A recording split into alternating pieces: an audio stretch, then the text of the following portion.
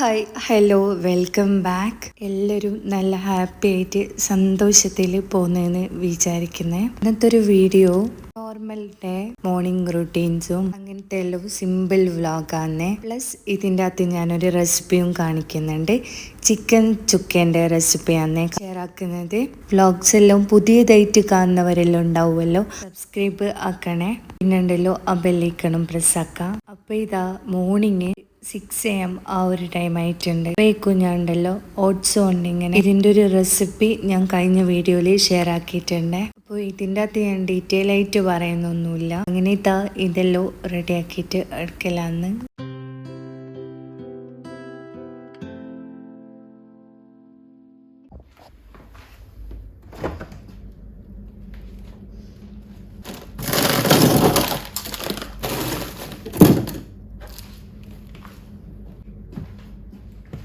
അപ്പോൾ ഇതാ ഇൻട്രോയിൽ ഞാൻ പറഞ്ഞില്ലേ, ഇതിൽ ഞാനൊരു ചിക്കൻ ചുക്കേൻ്റെ റെസിപ്പിയും കൂടി ഇൻക്ലൂഡ് ചെയ്യുന്നുണ്ടെന്ന്. അപ്പോൾ ഇതാ നമുക്ക് വളരെ സിമ്പിളായിട്ട് ചെയ്തെടുക്കാനായിട്ട് പറ്റും കേട്ടോ. ഈ ഒരു റെസിപ്പി ട്രൈ ആക്കിയിട്ട് നോക്കണേ.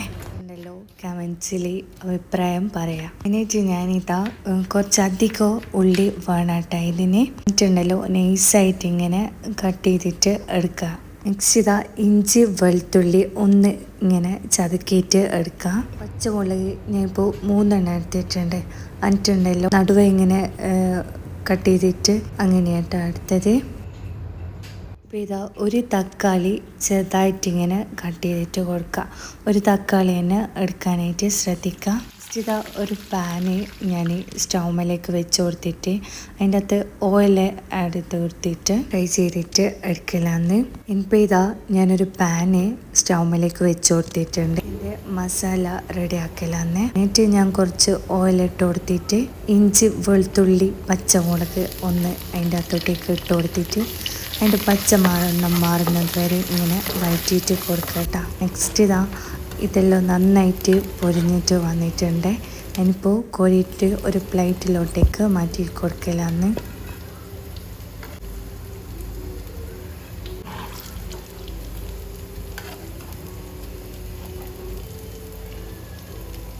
അപ്പോൾ ഇതിൻ്റെ ഒരു പച്ച മണലും മാറിയിട്ടുണ്ട്.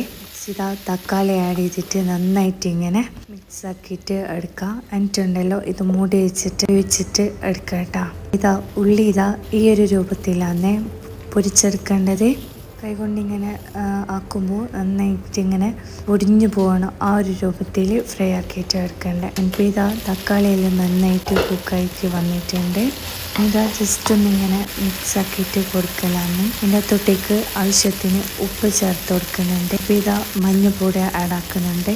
പിന്നെ ഉണ്ടല്ലോ നിങ്ങൾക്ക് ആവശ്യത്തിന് അനുസരിച്ചിട്ട് മുളകിൻ്റെ പൊടിയും മല്ലിപ്പൊടിയോ അതെല്ലാം ചേർത്ത് കൊടുക്കാം. കുറച്ച് ഗരം മസാലപ്പൊടി ആഡ് ആക്കുന്നുണ്ട്. എന്നിട്ട് നന്നായിട്ട് മിക്സ് ആക്കിയിട്ട് കൊടുക്കാം.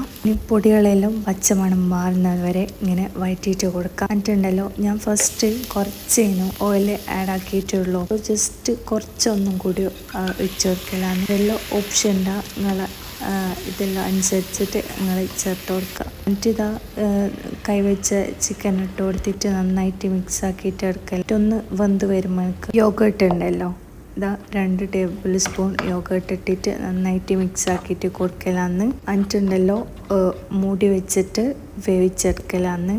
അപ്പോൾ ചിക്കനെല്ലാം നന്നായിട്ട് വെന്തിട്ട് വന്നിട്ടുണ്ട്. നമ്മൾ ഫ്രൈ ചെയ്ത് വെച്ച സവാള ഉണ്ടല്ലോ ഇങ്ങനെ ഇട്ട് കൊടുക്കലാന്ന്.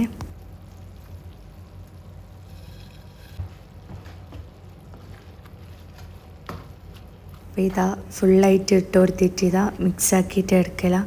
ജസ്റ്റ് ഒന്ന് അടച്ചു വെച്ചിട്ട് ഒന്നിങ്ങനെ ചൂടാക്കിയിട്ട് എടുക്കാം. കുറച്ച് കുരുമുളകിൻ്റെ പൊടി ആഡ് ആക്കുന്നുണ്ട്. ഇതിലുണ്ടല്ലോ ചെറിയ ജീരകത്തിൻ്റെ പൊടിയും വലിയ ജീരകത്തിൻ്റെ പൊടിയും ഉണ്ടെങ്കിൽ ഇട്ട് കൊടുക്കാം. നമുക്കത് ഇഷ്ടമില്ല അതിൻ്റെ ഒരു ഫ്ലേവർ. അടച്ചു വെച്ചിട്ട് നന്നായിട്ട് വേവിച്ചെടുക്കാം. നമ്മളെ ചിക്കൻ ചുക്ക അവിടെ റെഡി ആയിട്ടുണ്ട്. ഇതിൻ്റെ കൂടെ ഞാൻ സൈഡായിട്ട് നീർദോശ ഉണ്ടല്ലോ അതാണ് റെഡിയാക്കുന്നത്. അപ്പോൾ അതെല്ലാം ചുട്ടെടുക്കലാന്ന്.